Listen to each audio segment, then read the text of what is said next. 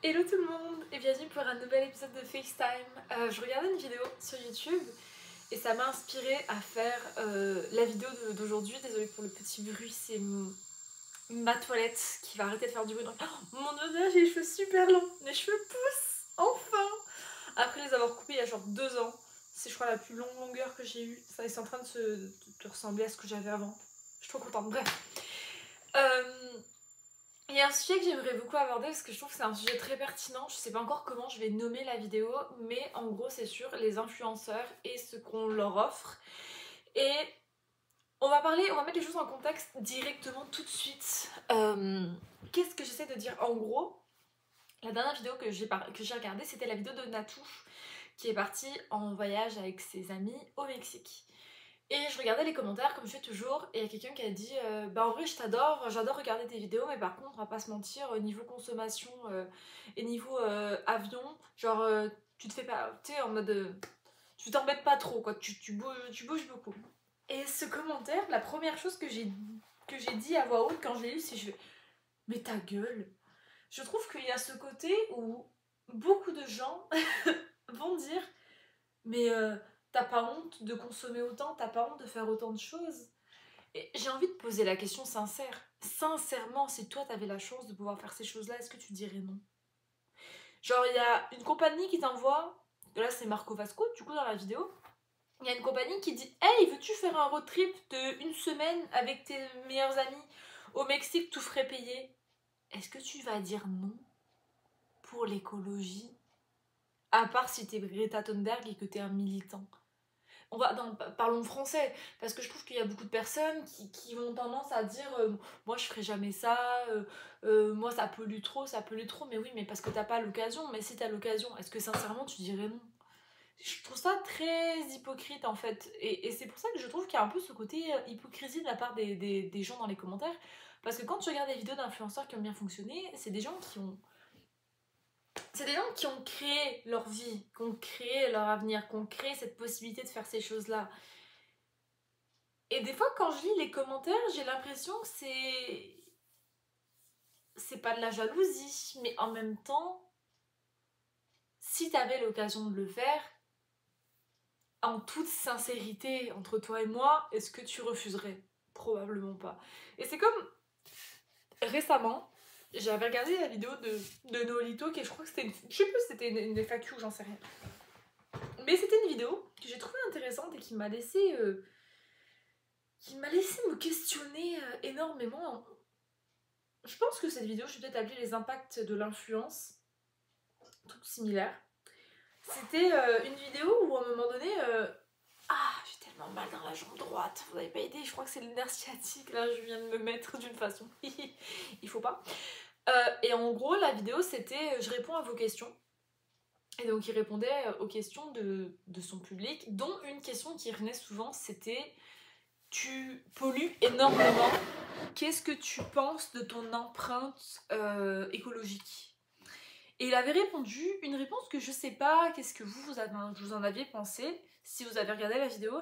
Il avait dit, moi je veux pas d'enfant, je suis pas intéressée à genre continuer ma ligne, on va dire, donc je sais que avec moi, quand je vais mourir, il y a tout qui va s'éteindre. Donc je peux me permettre de polluer parce que je sais que je vais pas polluer en ayant un enfant, c'était ses mots, de ce que j'avais compris.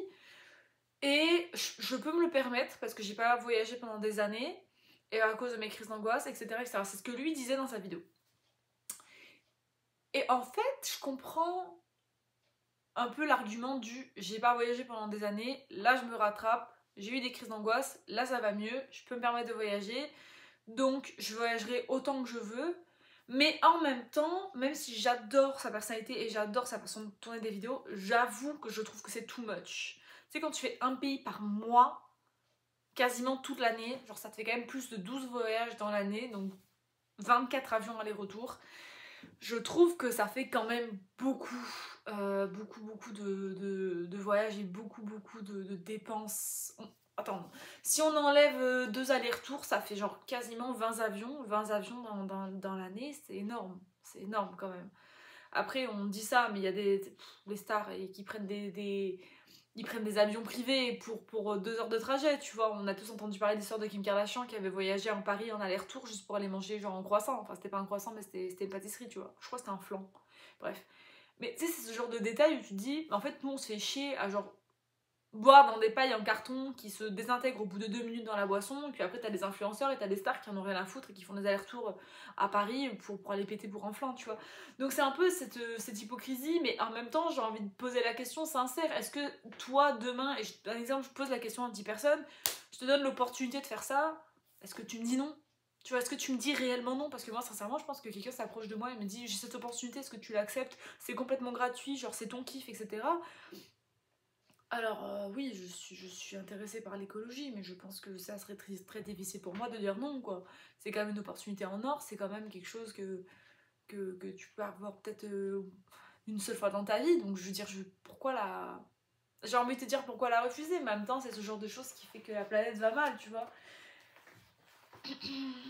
Je sais pas, c'est un peu les bas-fonds, les dessous de l'influence, tout le monde se pose des questions, etc., etc. Et je sais pas si vous, vous influence. Et c'est comme un exemple, je trouve que au niveau de l'écologie, des fois on a des influenceurs qui je trouve qui sont très très très très bien. Moi je vais parler, je vais parler un peu de l'influence en général, je pense. Je reviens parce que je crois que je m'étais noté en plus sur mon téléphone un truc en rapport avec les influenceurs. Attention, vous allez avoir en avant-première des sujets que je veux parler.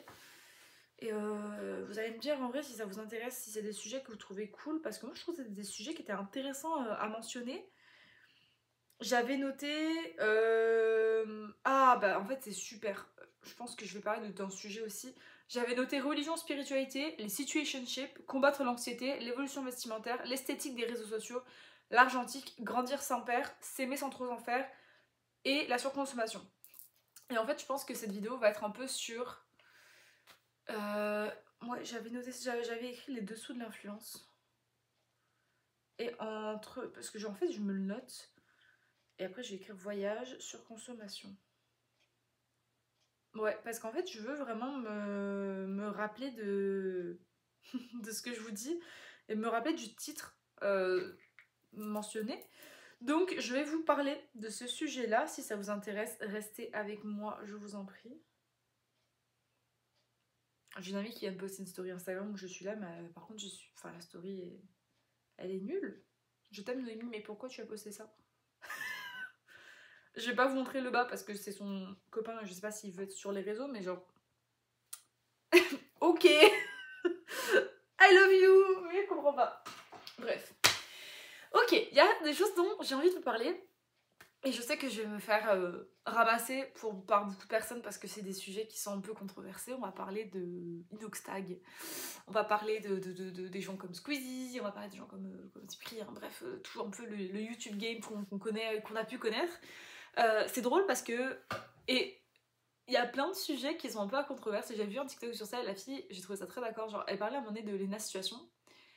Et autant, genre... Léna, c'est une personne que je suis, j'adore suivre, mais autant des fois j'ai du mal à la saisir.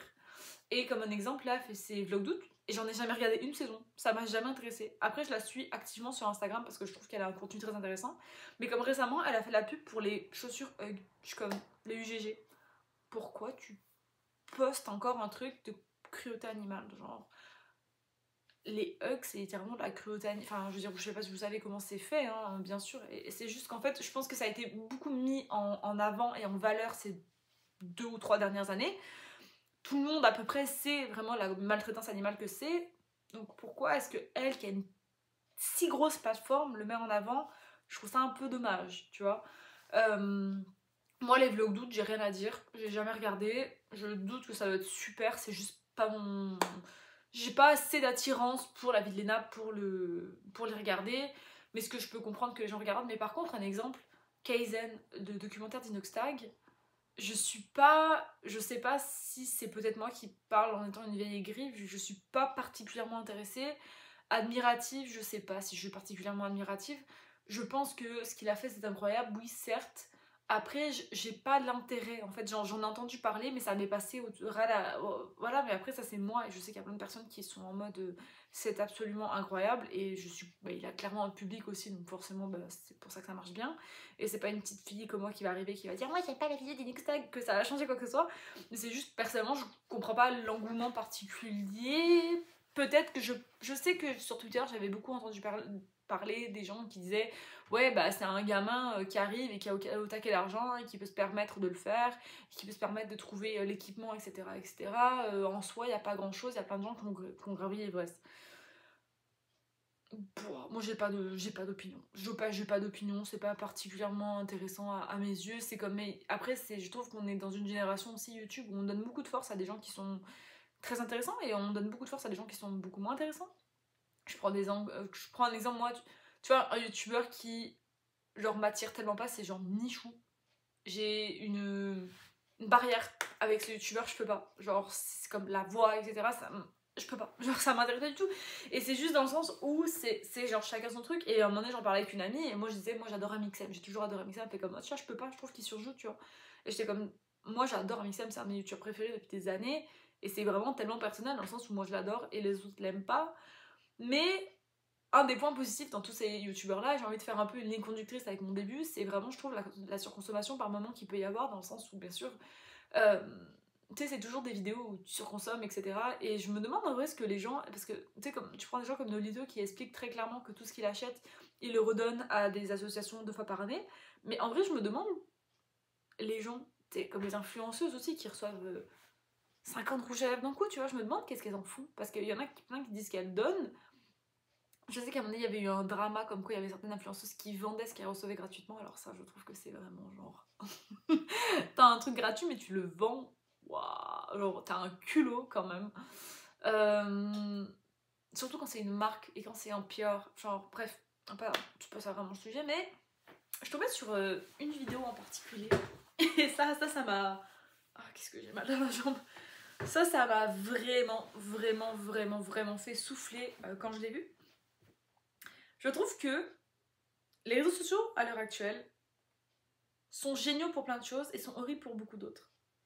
Mais par contre, un truc que je dois admettre que les réseaux sociaux font et que j'ai du mal à comprendre, c'est que les réseaux sociaux donnent de la force à des gens qui n'auraient pas besoin d'avoir toute cette force. Et il y a des petits créateurs qui font leur petit bail dans leur côté, qui sont super attachants, super réalistes, super bons, super sains, etc. etc. Personne les cala, personne sait qui sont. Je veux dire, tout le monde s'en tape. Mais derrière, il y a des gros youtubeurs qui littéralement, genre, sont pas du tout intéressants et que les gens adorent. Tu vois. Moi, j'ai des youtubeurs comme ça qui m'ont fait complètement. Genre, c'est con, hein. Je vais prendre McFly et Carlito et je sais que c'est des gros noms que je cite, donc c'est des noms qui peuvent déranger les autres. C'est pas grave. Moi, McFly et Carlito, j'ai arrêté de les suivre après la vidéo avec Macron, tu vois. Genre, j'ai vu cette vidéo-là, j'ai fait ok. Ok. Euh, D'accord. Donc là, en fait, devant toute une génération, vous avez juste influencé toute une génération à voter pour ces personnes-là. Ça marche. Tu vois. Et c'est pas du tout une vidéo sur l'extrême droite ou la politique française ou pas, c'est pas du tout ça le débat, mais tu vois, je me dis c'est quand même des gros noms. Et c'est pareil, pour moi, les gens de l'influence ne devraient pas faire des collaborations rémunérées avec la politique française. Tu peux encourager ta démographique d'abonnés à voter pour une personne que tu apprécies, que ça soit, peu importe, voilà. Je me rappelle quand on a eu les élections, Thibaut InShape qui s'est pris une masse de haine parce que tu voyais très clairement qu'il était de la droite. Et c'est fou parce que je me dis, normalement les influenceurs, ils pourraient en fait, je suis mitigée.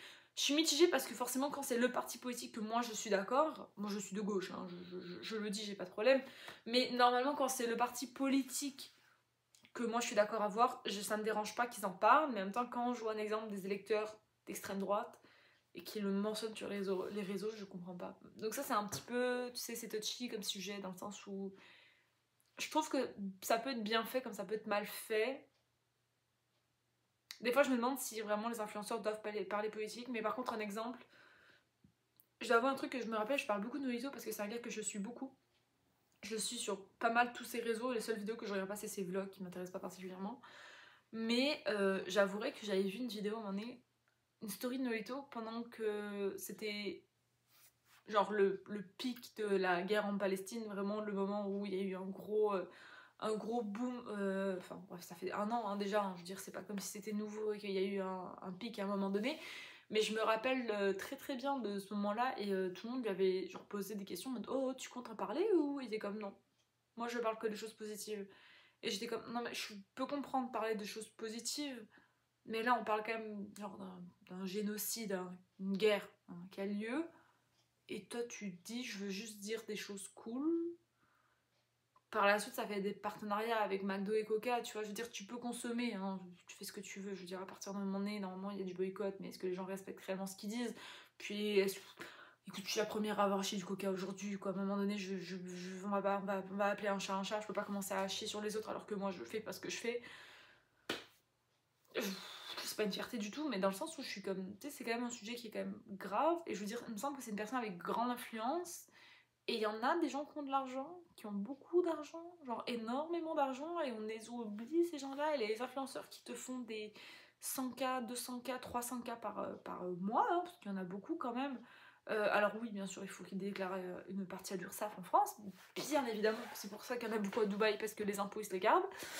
Mais sincèrement, c'est des sujets graves. Pour moi, il faut donner de la plateforme. Parce que tu fais des liens partenariat Amazon tous les 4 matins, mais quand il y a une guerre, t'en parles pas. Tu vois, c'est un peu ce côté, je trouve, l'hypocrisie de l'influence où, tu sais, c'est ça, c'est si t'as pas envie de faire ça, mais en même temps, tu te payes un voyage à 10 000 balles, mais en même temps, genre, tu veux être écolo et manger moins de viande, mais tu prends 20 avions. Tu sais, genre, c'est un peu comme. Le même combat, mais pas les mêmes ressources, donc c'est pas très logique. Donc c'est comme, je sais pas quoi en penser, je sais pas trop quoi faire. Et c'est comme un exemple, il y a une fille que j'ai suivie sur TikTok pendant un petit moment.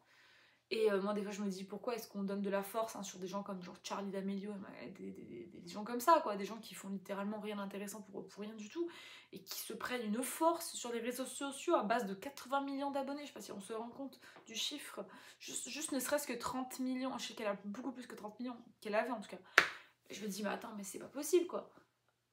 Nous, en tant qu'humains, on s'est dit on va donner cette force et les gens sont monétisés. Et elle a monétisé ses vidéos, bien sûr, et ensuite elle s'est créé tout un mode de vie monétisé. On parle que c'était juste une petite fille qui twerkait devant l'écran, tu vois.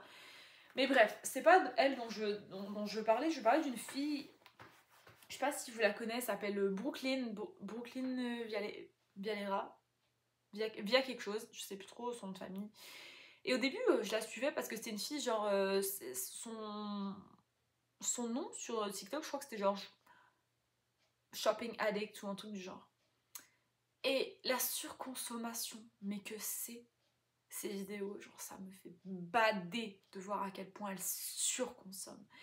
Genre, tous les jours, elle va dépenser 200 ou 300 $ dans des magasins comme Winners, Marshalls, TJ Maxx, Home Goods, Five Below, Dollar General. Mais genre ça s'arrête pas. Ça s'arrête pas et elle achète et elle achète et elle achète et elle achète et elle achète. Et à un moment donné, elle dit ouais j'ai des problèmes et tout et mon mari en a marre. Mais oui non mais d'où t'achètes pour genre 3000 balles par semaine de stuff genre. À un moment donné, elle avait tous les sacs à dos là, Disney là, les Loungefly. Elle avait tous les sacs possibles et inimaginables. Genre elle assortissait ses mouchoirs, genre son tampon hygiénique à son sac à main. C'était un niveau de surconsommation, mais lunaire. Et je me dis, non mais attends, c'est pas possible. Et moi, des fois, genre, je regardais encore un peu ce qu'elle faisait parce que j'étais comme, c'est insupportable, mais en même temps, je veux dire, c'est esthétique, bon, c'est pas. Je m'en foutais. Je suis tombée sur un partenariat Shein. J'étais comme, attends. Tu sais, enfin, on est en 2024, hein, bientôt 2025 dans quelques mois. On voit tout ce qui se passe derrière les réseaux sociaux, on voit tout ce qui se passe derrière les sites chinois comme Temu, AliExpress et surtout Shein. Et toi, à ton grand âge, parce qu'elle a genre 35 ans, c'est faux, elle a moins, mais je sais plus quel âge elle a. Tu choisis de faire un partenariat avec ce genre de gens. D'accord. Mais en fait, t'as aucun respect pour rien du tout. Déjà, tu surconsommes d'une façon insupportable, t'achètes des choses dont tu n'as absolument pas besoin, elle a plus de produits qu'elle ne pourra utiliser dans l'espace d'une vie entière, et elle choisit de surconsommer encore, et c'est ça en fait. Et moi, le truc qui me dérange, c'est que les gens donnent encore de la force à ce genre de gens, tu vois. Et je dis ça, et je suis sûre que je suis encore abonnée à elle. Parce que je pense que TikTok, c'est un peu une application où tu penses pas tellement à te désabonner, en fait. Genre, t'es abonné. Moi, je sais que sur TikTok, je suis abonnée à genre 1331 personnes. C'est ridicule. Sur Instagram, je suis abonnée à 300 personnes. Ici, 1331. Pour vous dire à quel point je m'en fous, en fait. Je vais pas voir. Mais là, on va aller voir ensemble un petit peu son profil. Parce que j'ai envie de vous montrer. Alors, Brooklyn Villela. Brooke Villela. 2,6 millions de followers. Tout son contenu. Genre. C'est drôle parce que ça, avant. 1, 2, 3, 4, 5, 6, 7, 8, 9, 10, 11, 12, 13, 14, 15. Elle a 15, juste là, elle a 15 paquets de chewing-gum, ok? On va ouvrir un autre comptoir.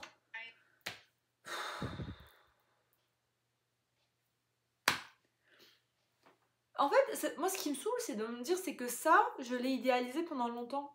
Je voulais être comme ça à un moment donné.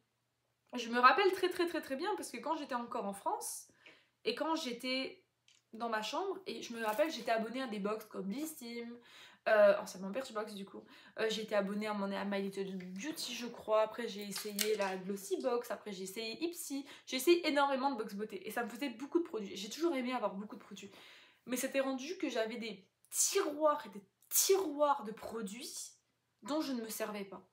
Genre, j'avais 12 sérums en backup, j'avais 5-6 crèmes, j'avais...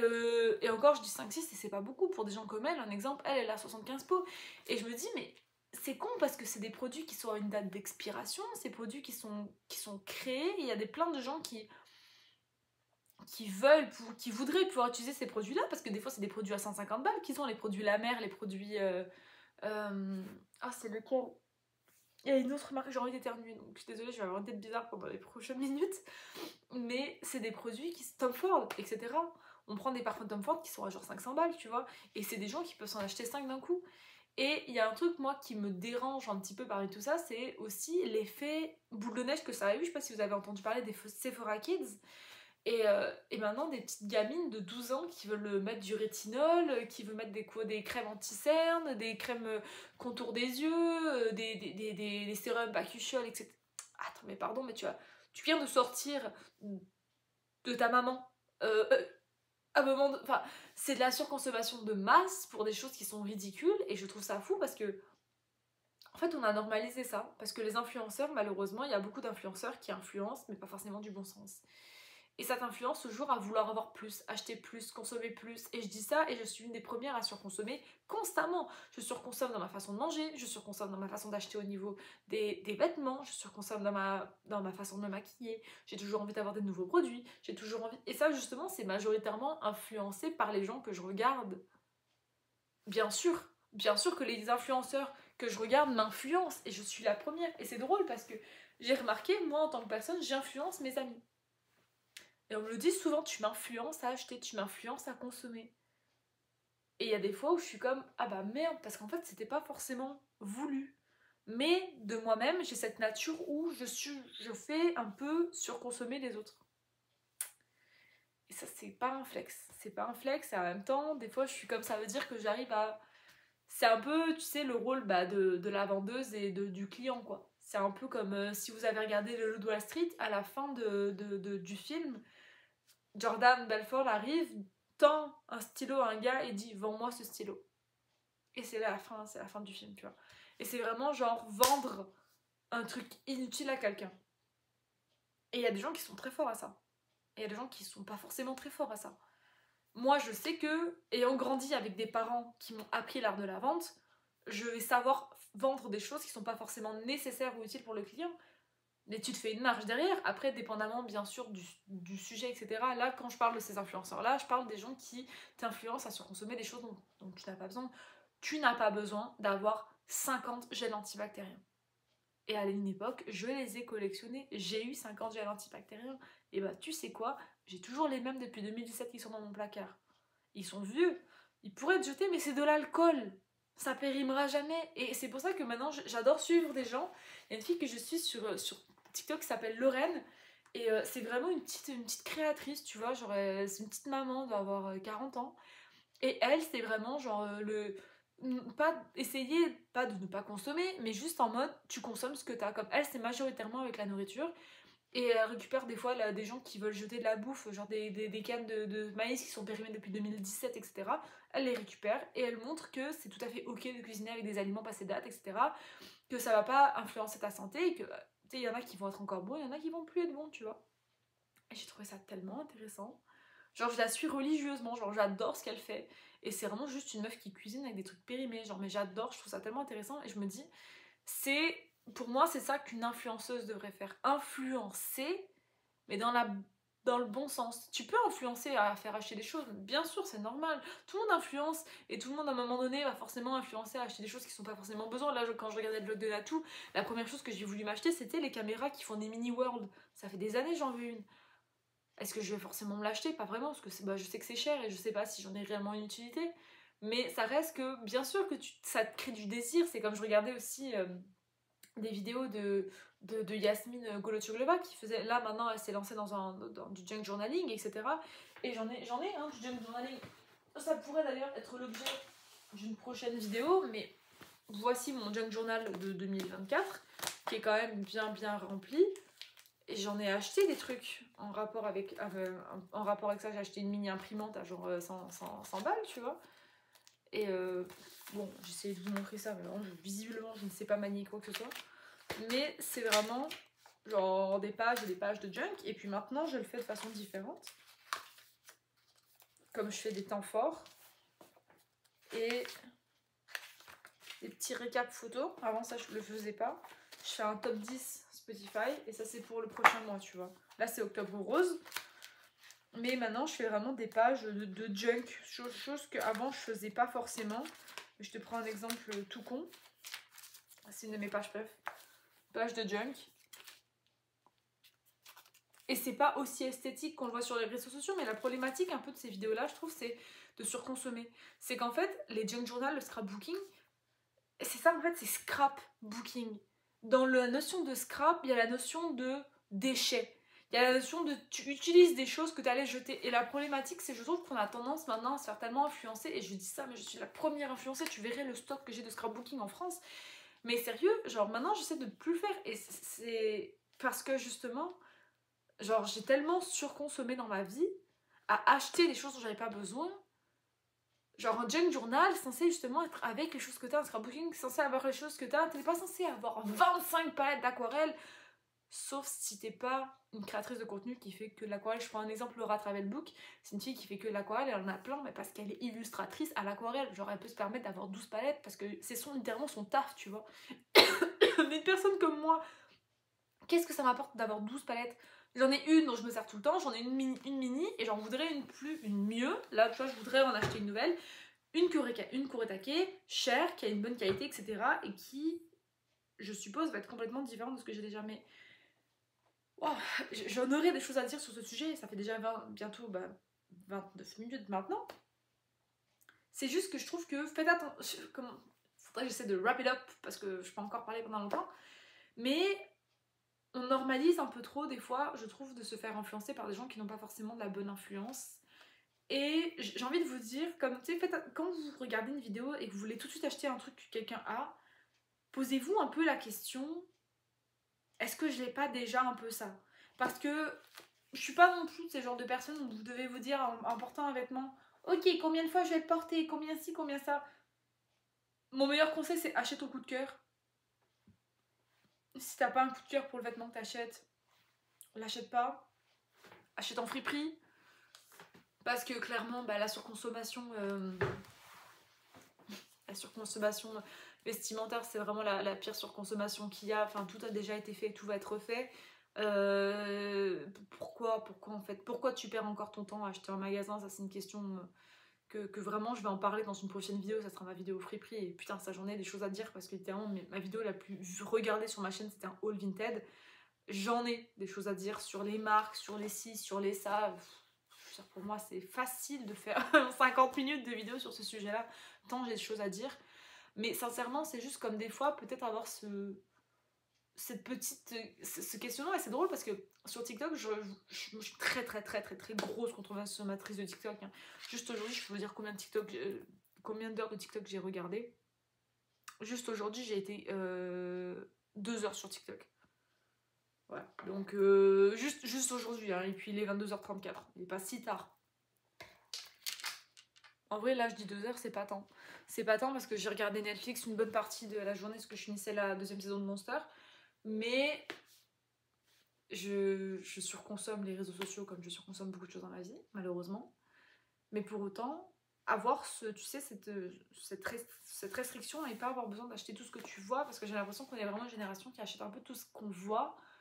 Et maintenant, avant c'était des trucs à 20 balles, quoi. Maintenant c'est des trucs, enfin tu prends un exemple, le boom qu'il y a eu de la marque Lululemon, si vous connaissez pas, c'est une marque de vêtements activewear, mais c'est 150 balles, une petite veste, une petite veste de sport, hein, 150 balles, je veux dire, elle te paye pas ton loyer, elle va pas te faire avoir des perfs incroyables, non, c'est une petite veste, toute simple, mignonne, mais petite veste. Et tout est rendu comme ça maintenant, genre tout est rendu tellement cher. Et je me dis, mais à quel moment donné, en fait, on trace la ligne entre le je peux me. Genre, ça va, c'est cher, mais ok. Et on dépense des milliers et des cents pour des choses qui sont complètement inutiles. C'est des trends, et des trends. Et on suit les trends, et ensuite, quand elles passent, et ben, c'est has-been, et on recommence, et on resuit, et c'est comme ça, et ça sera comme ça toute la vie. Toute la vie, là on commence à sortir à peine un peu là du clean girl make-up, mais en fait on se rend pas compte. Je pense qu'on a tellement. Moi je trouve que c'est difficile parce qu'on a tellement normalisé les prix drastiques de tout. Des fois, il y a des trucs que je me dis, mais c'est pas possible de voir l'augmentation exponentielle des prix. Enfin bref, genre. J'aurais tellement de choses à dire, mais si vous regardez des vidéos YouTube, si vous suivez des influenceurs, allez pas acheter genre 20 rouleaux de washi tape parce que Yasmine elle a posté dans sa story qu'il fallait acheter. Oui, ça sera plus cute. Ouais, on va pas se mentir, ça sera plus cute avec 20 rouleaux de washi tape, 75 types de stickers différents, mais faites avec ce que vous avez déjà parce que je suis sûre que les personnes qui veulent souvent faire ce genre de choses, bah, elles ont déjà le matériel chez eux. Genre là, moi, littéralement, ce que je vais faire, c'est que je vais acheter un truc qui s'appelle un sticker book et c'est des pages où je peux coller mes stickers. Donc je vais décoller chacun de mes stickers et je vais tout coller dans cette page là. Comme ça, quand j'aurai terminé mes stickers, ou bien quand j'aurai quand même entamé un petit peu mes stickers, pas que j'en aurai 70 au lieu de 100, je dis ça, j'espère que je m'y tiendrai, parce que c'est possible que quand je rentre en France et quand j'aille chez Action pour la première fois depuis 1 an et demi, je dévalise le magasin, tu vois, je n'en ai aucune idée. C'est juste, je pense, donner un certain intérêt, donner des fois par moment une certaine réflexion à quelque chose que tu pourrais acheter. Je suis tellement pas un exemple. Je suis tellement pas un exemple. Je dis ça et je me dis, mais ferme-la, t'es tellement hypocrite. Je sais pas. Je pense juste que c'est, des fois, faire attention à qui on donne la force. Et les gens qui surconsomment en mode qui achètent 2000 balles par semaine de conneries, enfin, s'il vous plaît, genre, ça sert à rien. Virez-moi ce genre de personnes de votre entourage. Maintenant, j'adore les gens qui ont juste. Les gens qui. Leur Stanley, là, les Stanley Cup, mais qui font des sacs pour leur Stanley. C'est vraiment genre overconsumption. C'est genre malade mental, tu vois. Genre, tu as un sac pour ta gourde. Genre. Bref. Bref. J'ai vu une vidéo là-dessus, j'ai fait. Oh là là là là. Ça, c'est vraiment genre overconsumption final boss. Tu vois, c'est vraiment ça. Enfin, bref. Suivez qui vous voulez, donnez de la force à qui vous voulez. Moi, je voulais juste en parler un peu. J'espère que ça vous a plu. Pour les derniers qui sont là, si j'ai oublié de dire qu'est-ce que c'était FaceTime pour cette vidéo. FaceTime, c'est une série de vidéos qui n'ont pas de montage, pas d'édit, tout est filmé, posté, il n'y a rien de monté en fait, c'est vraiment... Et je vous encourage à écouter en x1.5. Voilà, c'était quoi FaceTime. J'espère que cet épisode vous a plu, je vous dis à bientôt pour un prochain épisode et je vous embrasse.